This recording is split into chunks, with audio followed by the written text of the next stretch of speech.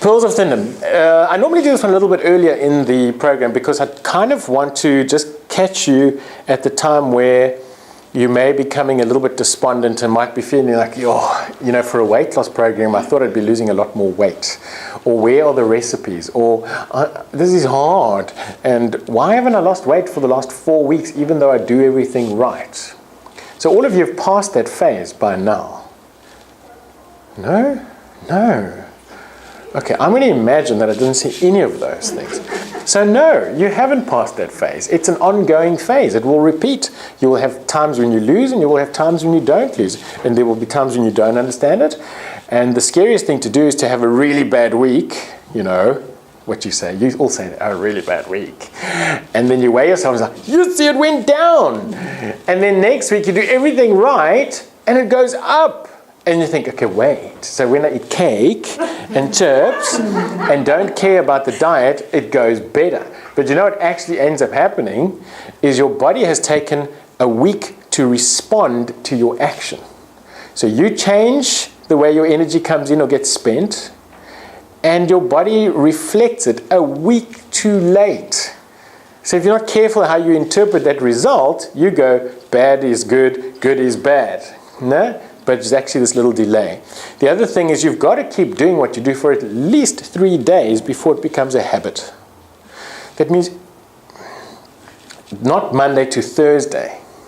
The best 3 days to diet are Friday to Monday. A good diet, a diet that you mean, starts on a Thursday.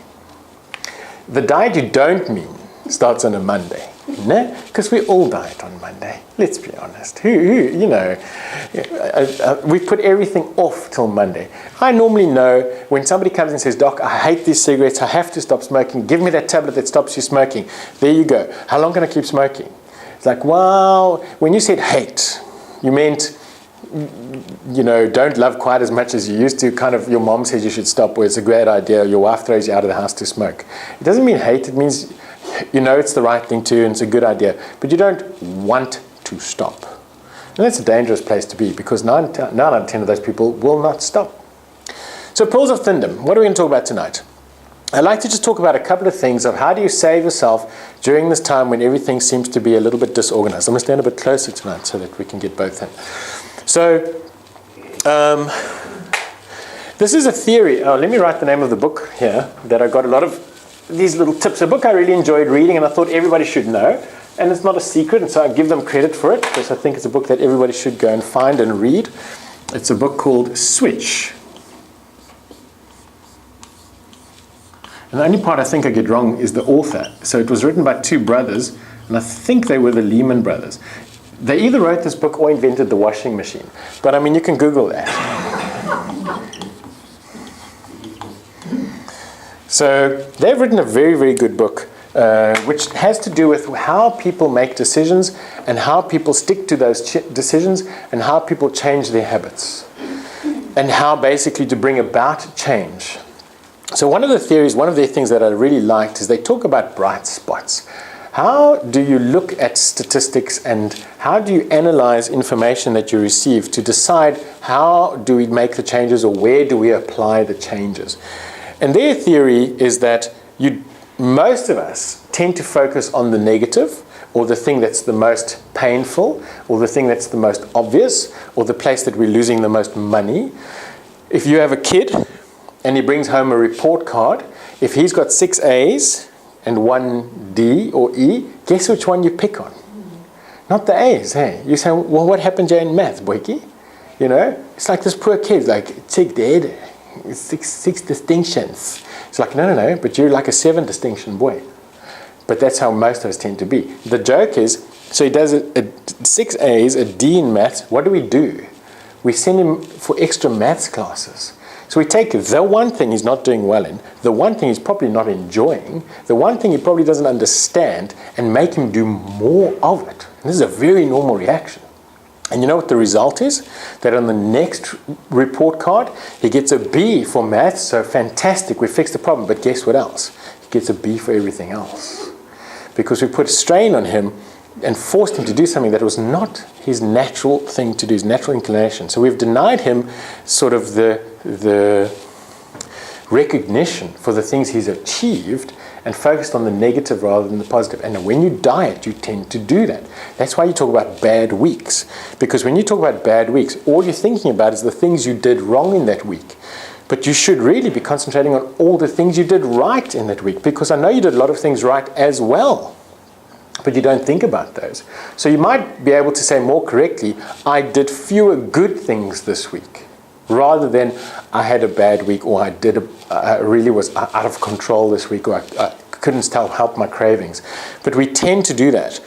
So the theory is focus on what you're good at and work at that. Do more and more of the stuff you're good at, and you'll tend to find you start to squeeze the bad things out and the good rises above the rest.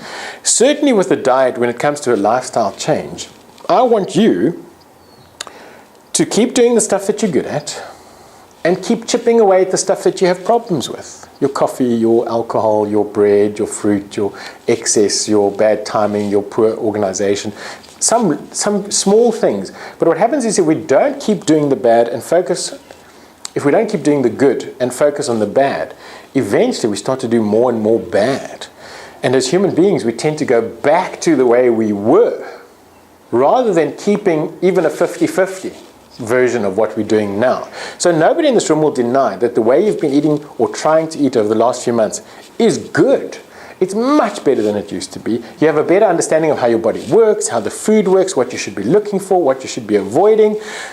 But my experience is, and that's why I brought this lecture in, is that when you fail too many times, you tend to throw the whole thing out and just go back to the way it was before. And that's partly because the habit that you've been trying to build wasn't established firmly enough to become the norm. So we want to concentrate on the good. Just keep there. Self-control is an exhaustible resource, and what looks like laziness could be exhaustion. So this is something that these people came up with. They did a very interesting test on a bunch of students. They brought two groups of students to a test center. And in the test center, they had two platefuls of food. One had a pile of radishes on, and one had a freshly baked a tray of chocolate chip cookies. Steaming, smell lekker. There the two things sit on the table. Half the group, they told, we want to do a taste test to see how you rate the taste of one of these two items, because we have science which is we're trying to prove that radishes elicit the same response from your taste sensors as chocolate chip cookies. So it's a taste test. So one group of students has to go in and they have to eat a radish and then give it a score. Now what they worked out into the program is that at some point during the test, the examiner gets up and he says, please don't touch anything while I'm out. I have to just whatever, leave the room for a few minutes. And he would leave the room for 10 minutes. He would come back in and he would carry on the tests, and then they would both leave. They would bring in each group. So half the group ate the radishes, half the group ate the biscuits. Each person was exposed to this process. The examiner would excuse himself. None of the students stole a cookie, but there was temptation, obviously, because you're sitting with a beautiful thing and you've got a horrible taste of radish in your mouth. Okay. For 10 minutes, you have to fight the urge. Immediately after this, they don't excuse the students. They have a second test. They say, thank you very much for participating in this test. While we're all here, that we have a second test we'd like to do. This is a test to see if college students are better than high school students at solving a specific group of mathematical problems. They give them some problems which involve graphs and drawings and things they have to work out, diagrams, geometric shapes and figures. But essentially, they give them a page full of problems that are almost impossible to solve on purpose. And what they found happened was that almost without fail, the group of guys who ate the radishes spent a quarter of the time trying to solve the problems that the group who ate the chocolate chip cookies. So even though it was a completely unrelated exercise, the group who had already had to exercise self-discipline, had to hold back, had to be a little bit angry and aggressive, became very tense and irritable during the stupid test that they had to do now that they weren't told about in the first place. You can't solve these things. No, I'm leaving. I'm not getting paid enough. Forget it. But the other guys stayed and tried to solve the problem. And even though they didn't, their attitudes were still better. And they tried to work this back to say, but you see what's happened here is these people had a reasonable, they had a time period in which their self-control lasted. But it could be used up by anything that demanded self-control, even though it was completely different acts. So when you start your diet, like a lot of people do, hardcore, I'm giving up everything, I'm not touching a thing, strict, strict, strict, strict, chances are you're going to fail in your diet because you've only got enough self-control to last you a certain period of time. Then you become tired of it. You all know, if you see, you've all been on a course of antibiotics. We all take our antibiotics perfectly for the first 2 days. And then by the 3rd day already, you forget the one at lunchtime. By the 4th day, you're lucky if you take any at all. So we know that up to half of our patients don't finish their antibiotics. We know that up to 70%, 70% a bit high, 30% of our patients don't go back to fetch their second script of blood pressure medication. You would think, like, just you take this, else you're going to die. Yeah, not so much. Very strict, not so much after a while. I had a patient who used to come home, he drinks 6 beers for supper. Every night he gets home, he's stressed, he's busy. He takes 6 beers out of the fridge, and that's how he settles down. He calms down with the 6 beers. And you know what? I said to him, drinking too much. Yeah, no, it's okay. So he's going to try and drink less. So first he tries to drink 3 beers a night. It only goes well for a while. Then he's back to 6 beers. Okay, now he's going to only drink every second night. It goes well. It stops. Within a very short period of time, he's back to 6 beers. Because he doesn't have a good reason to want to change the habit, except for the doctor said. Because he doesn't feel bad, and he loves his beers. But his self-control just doesn't last. And you've all seen that. The harder you go at a thing in the beginning, it's almost the shorter that thing's going to last. That's why pacing yourself now, not fighting yourself, going easy on yourself is such an important part of this program. Because I want you to last for the rest of your life. I want you to exercise so little self-control that what are now your forced choices become your preferences. So it's not a difficult decision. So when we did the for goodness sake, those of you, we've all tried the for goodness sake. The idea behind for goodness sake is that you're not removing everything from your diet like a punishment. You are just choosing 4 things, because most of us can go, I can manage 4 things. But you know what happens? If you choose the right thing, say now you say, I'm going to say I don't drink alcohol. Now I go to a braai. I'm a man, I go to a braai with my friends. The first thing that gets offered to me when I walk in there, a glass of wine or a beer. Nice and cold, come and stand by the fire. Very soon after, a little bowl of chips. Very soon after, another bowl of chips. Some biltong, something, no? But it starts like this little thing of, I suppose I'm drinking a beer already. Now I'm going to have this thing. But I'm on a diet, remember? So it might even have started with a Castle Light, because I'm on a diet beer. But very soon, you start making mistake after mistake. Why? Because alcohol, you lose some of your resolve. You start to go, it's my night off then. I'm just going to have a night off. I'll start again on Monday. And each thing you put in your mouth reduces your resolve just a little bit more and a little bit more and a little bit more until you start overeating and you over drinking and you go to bed late. Then you don't get up to go to gym the next morning because you haven't, you're tired. So what ends up happening, the theory is that if I had to tell you tonight before you go, don't have beer, don't have chips, don't have popcorn, don't have boerewors, don't go for seconds, don't have pudding, you go like, what kind of a diet is this? But I didn't tell you to do that. I told you don't have beer. Because there's a very good chance that if you didn't take the beer in the first place, none of the other things would have happened. Or when the chips came round, you would have gone, no, I'm fine, thanks. Because you're hanging tough, you're strong. You made 1 decision instead of 6. The chance of you following through on is much better statistically than having to make 6 individual independent decisions. So that's the idea of self-control. Here's another reason we don't succeed. Clarity. Like, why am I here? It's like my man trying to give up his beers.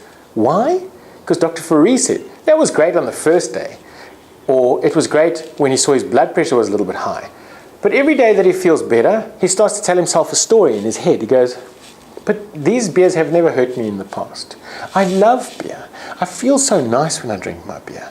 I'm actually fine. Maybe I'll cut down on something else. You've done this one already. Eh? Maybe if I don't have pudding, I'll have an extra glass of wine. Or you start to rationalize it. But eventually you get to a place, because you've got no good reason to, you eventually get back to a place where you're just having 6 beers again. And everything else is exactly as it was. Because you don't actually have a fixed idea of why. So that's why I sent out those questionnaires in the beginning of the program.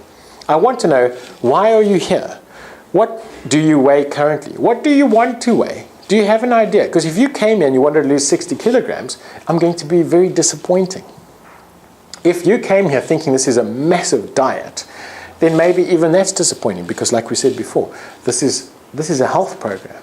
I'm teaching you to live at your best, and I know that if you do it, everything else will follow. If you came here because you had a heart attack and the doctor said if you don't change your lifestyle, you're going to die, that's quite a good reason. It's quite clear.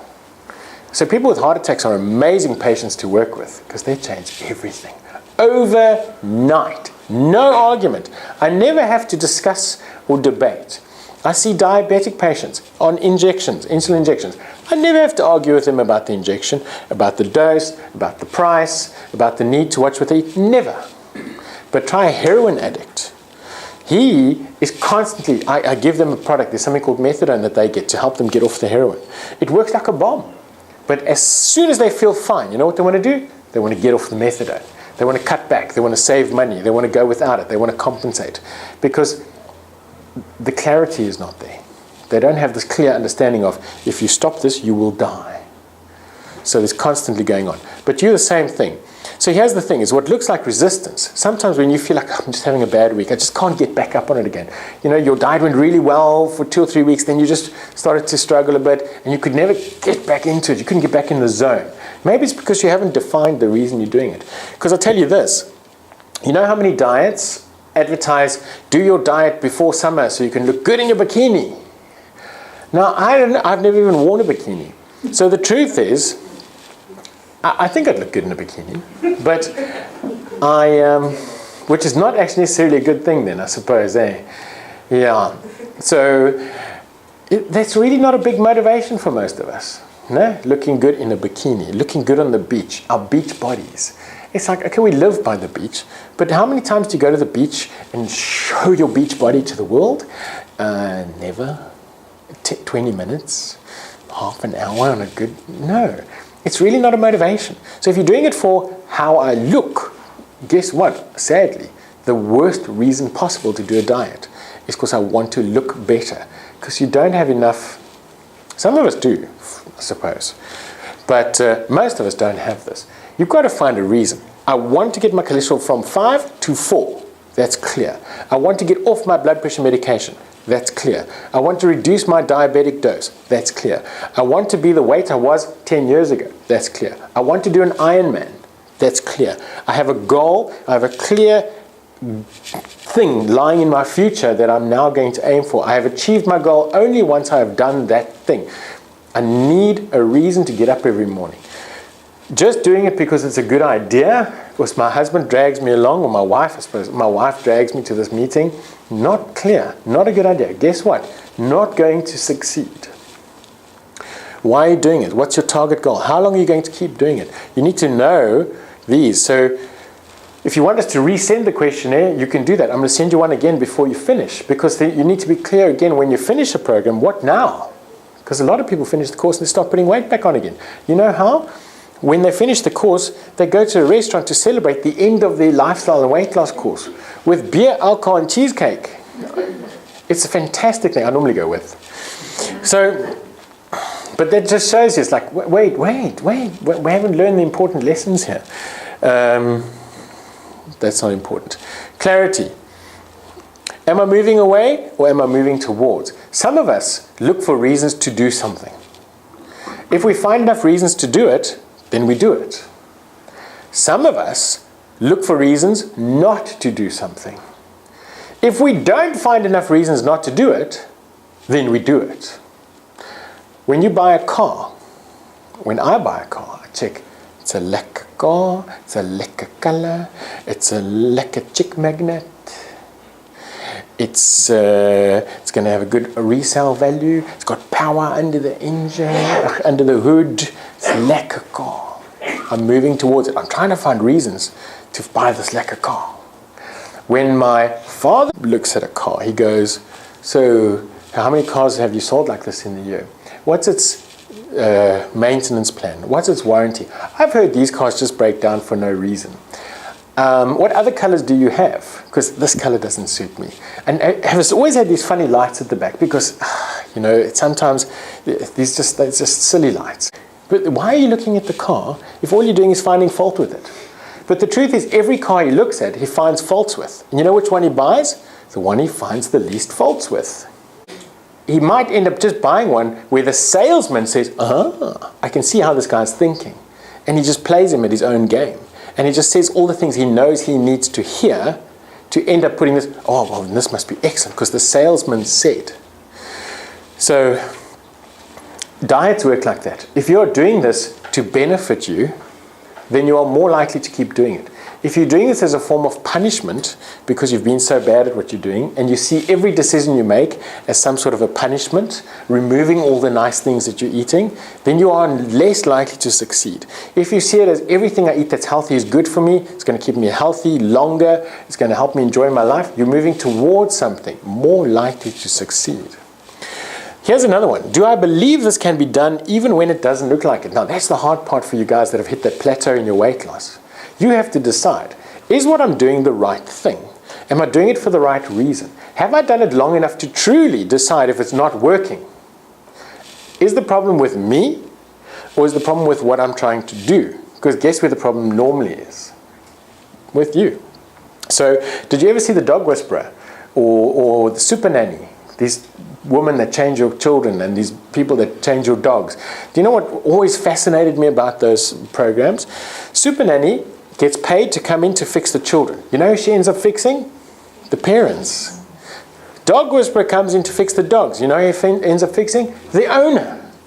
Because dogs are like children. They only do what they're allowed to do. They wait for guidance. They're too naive and stupid to be evil. They just do. Whatever's there, they do. They fill a space. If there's a space, they move into it. So they're like a gas. And it's my job to control that and to define that and to put markers and parameters and say, no, this area you don't go. He wants to know that because he didn't know before. And he might not even understand why he can't go there, but I do. And it's actually not my job even to explain why he mustn't go there, but it's my job to make sure he doesn't go there while he can't understand, but later to explain to him why he shouldn't when he can understand. The problem is always us, sadly but truly. There's nothing wrong with BetYaLife.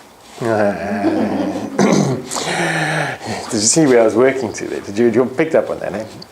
Okay, but the truth is, you know which diets are bad diets? Probably none. There's only bad dieters. Because if you stuck to any diet in the world, if you did Weight Watchers strictly, Whalers strictly, Sure Slim, injection things, if you do any of them properly, you will lose weight. You have to. Because it's the discipline and the planning that probably does the most amount of work. Decide if what you're doing is right. If you decide that it's right, then keep doing it even when the scale doesn't change. Maybe you need to change something because the change is important. But be careful that you don't chuck it all out because you might be the problem. Here's an interesting little thing. Did you all, when you drove here tonight, drive here on the left-hand side of the road? Is there anybody that would like to see your hand, please, who didn't? Because you have to leave first tonight. Anybody? Okay, so do you know that it's actually a law that's written down that in South Africa that you drive on the left-hand side of the road? You can be fined or punished for driving on the right-hand side of the road. It's quite a silly punishment because I would imagine there's very few people who get a fine like that. They normally get fined and then get taken to stick down because there's something a little bit like not lacquer. So do you know why none of us get punished for riding on the right-hand side of the road? Because it's illogical. It's stupid. You would actually get hurt. You would get injured. You would die. So nobody has to debate it. Nobody has to convince you that you should ride on the left-hand side of the road. You just ride on the left-hand side of the road. It's a law, and you're happy to abide by it because it makes sense to you. Agreed? Okay. So laws are normally put in place to protect us. No? They are laws People far cleverer than us, who know more about roads and safety and widths and speeds, have decided to maximize safety in this area. We need to apply this law. Agreed? Be careful, it's coming now. You have to agree with that. You have to agree. It's true. So then, explain to me the problem with this. You all know what that sign means. Yeah. Huh? It's a 90 upside down. Hey? Sure, but I had you going. Even I had to check. But how many of you go 60 when you see this sign? How many, when you see that 120 on the highway, make sure that you never ever go over 120? Anybody? No. In fact, what happens is, the faster you go on the highway, you're not looking for other cars or danger or risk. You're looking for cops. Am I right? Because we have decided that this law is not so important. Because it doesn't make as much sense. Do you know why? Because I've driven over 60 many, many times, and I've never been in an accident. So I think they made this up. It's nonsensical. The truth is, this one I abide by because I agree with it. And this one I don't abide by because I, all-powerful, all-knowing, don't agree with it. So if I had to rewrite the laws, I would totally make it like 90 in residential areas and unlimited on the highways and pretty much drive like you like. Because I must know everything, because that must be the reason I keep breaking this law. But it's not. It's because I think I know better about something. So you've got to be so careful about why you follow a law or a rule. Because the truth is, if you do what you're told, it's because you believe it. You're totally convinced by it. If you don't do what you're told, so somebody gives you a diet plan to follow, and you keep changing the rules or the way you do it, there's only two reasons you don't do it. One is you are mad, crazy, or you don't believe it. If you don't think it's true, then you won't follow that law.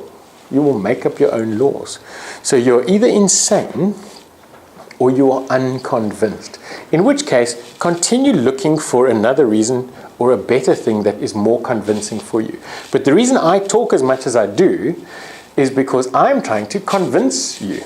I'm trying to get something in your brain to go, you know, he's actually right. And I have many people who have emailed me over the years to say, I was really struggling with my weight, but I actually realized what you said was true. Somewhere in me, I just never believed it. And I knew what the right thing was to do, but I just never did it. Because you know that's the gap. We all know what eating healthy is, but there's a big gap between what I know and what I do. An enormous gap. The situation thing's quite interesting. What looks like a people problem is often a situation problem. Some of us are doing a diet, but secretly don't actually believe we're fat. Men struggle with this problem. We think we're amazing. Always. Men will do this in front of a mirror until we're 80. Because we think we're beautiful. God's gift to woman. Women will look unbelievable at 20 and go, oh, but there's that little bit of cellulite here. I can't wear a costume today. So you girls work a little bit differently. But maybe I don't even think I'm fat. Maybe you believe that you don't really have, I don't really eat that much. Do you know who the best person is to find out about how you eat? When I sit in front of patients and we're talking about diet, I say, how do you eat? Very well, doctor. How's your diet? Yes, 10 out of 10. I should be writing recipe books. Then I say, okay, wait, let me just find out the truth about this. Hi, Mrs. Weight Loss Person. What do you think about your husband's diet? Yo! If I had to eat as much food as him, doctor, I'd have to be 3 people. And that's who knows. Because you are so in your habits that you do things absent-mindedly, without thinking. You're skipping in a second helping every night. You are having 2 wines instead of 1. You throw wine bottles away because if you had to keep putting them out there, it would look like you're starting a second-hand bottle store. So that's a good idea. I had one of my alcoholic patients, I suggested that to him. He said, no, I hardly drink anything. His wife says, Doc, he never stops. So I said, you know what, can I ask you for 1 month? Don't throw anything away. Put it in a place in the garage or in the kitchen and just have a look. And it literally took him a month and he came back and said, I cannot believe what I drank in a month. Because it just sort of piles up. So that's a great exercise. I hate exercise. That's a long description. Here's a nice one too. You might think you have a weak self-control or poor self-discipline. I can't stop myself. I'm always craving. But the cupboard stays full of chips and chocolates and biscuits, and you feed your kids rubbish for lunch, and then you still snack on it or nibble on it during the day. Then you think I've got no self-discipline. But take all those things out of your view, and suddenly you're better at doing your diet. So the problem is not you, the problem is the situation. Just change what's around you, and suddenly the temptation is out of your eyes, and you will do better. It's a situation problem. Here's another important one. After all the lectures that you know and have heard, doesn't matter what you know. Knowledge does not change behavior. It's a very, very important one. This is the nearing the end. This is an image that these people wrote about, and it's showing an illustration because it's just such an extreme version of it, I think. But we see the situation a lot where an animal that can't think, that's pretty stupid on its own, that literally just wants to eat and sleep and drink water, can be very, very useful if it operated correctly. So you have a little guy on top who cannot control this thing. There's no ways he can actually tell this thing what to do if the elephant ever had to realize it, though. But because the way the elephant has been trained from when it grows up, from a baby, it completely believes that the master has 100% control over me, so they don't argue. So apparently what they do with these elephants is when they're young, they chain them to stakes in the ground. But as they grow old, they don't even put the stakes in the ground anymore. They just chain them. And the elephant is so conditioned that when he's got the chain on his trunk, he can't move, that once he's older, he doesn't even move. So they don't even have to lock them up anymore. They just stand there. So they're that dumb. They will go wherever that man tells this elephant to go, he will go. If he says walk, the elephant will walk. He doesn't think about it. He doesn't plan anything. He's not interested in the job. He's not whinging. He's not whining. He's waiting to get food at the other end of the day. He just does whatever he's told, unthinking, quite passionate about it too. He'll just walk right through any bush or over any obstacle. Whereas this man on top should be thinking ahead, planning, calculating for the day what needs to be done. So this is the thinker and this is the doer. Now you and I have this going on in our brains. Something very similar. We have masters, riders, and we have elephants. You have some things that just want to do without thinking, and you have some things that want to think, but not necessarily always want to do.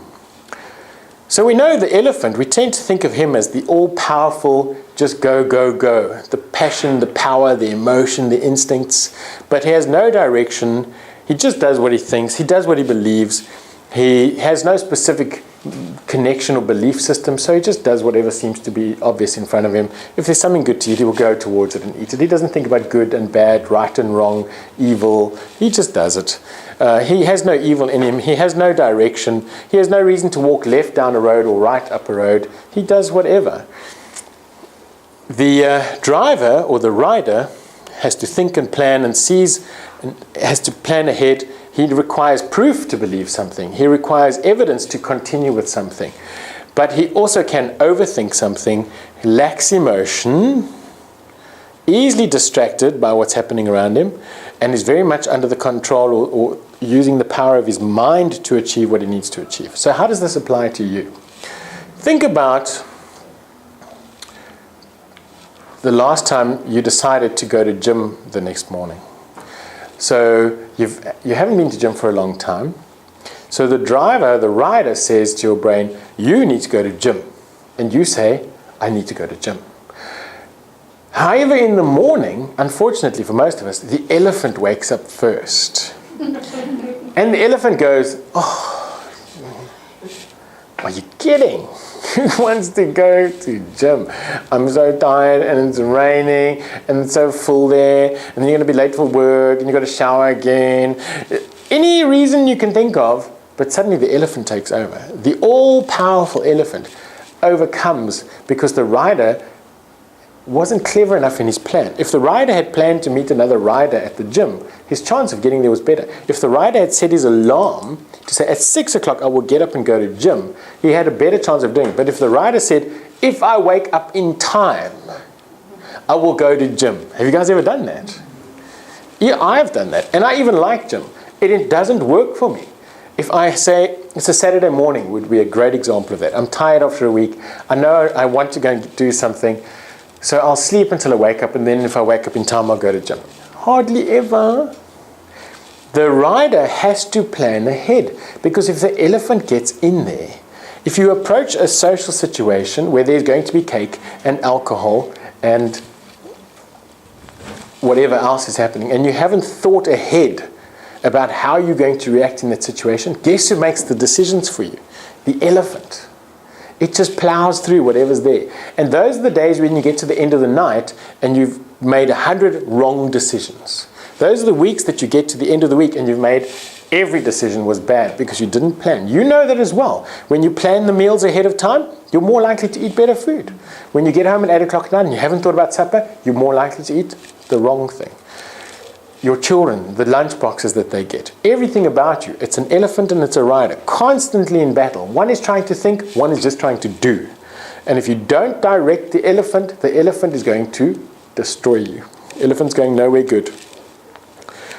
That's where we're going to stop for tonight. Don't worry about this. If you want to go and look up an interesting thing, go and look up emotional freedom technique, but I'm not going to take you through that. I think that's enough for one night. Something to think about.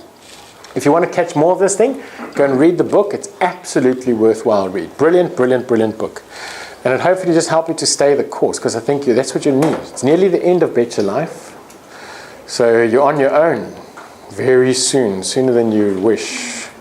And remember, bikini time's coming, so we got to get this thing working. So thank you very much for being here, you guys. Appreciate it. We'll see you next week, Tuesday, same time, same place.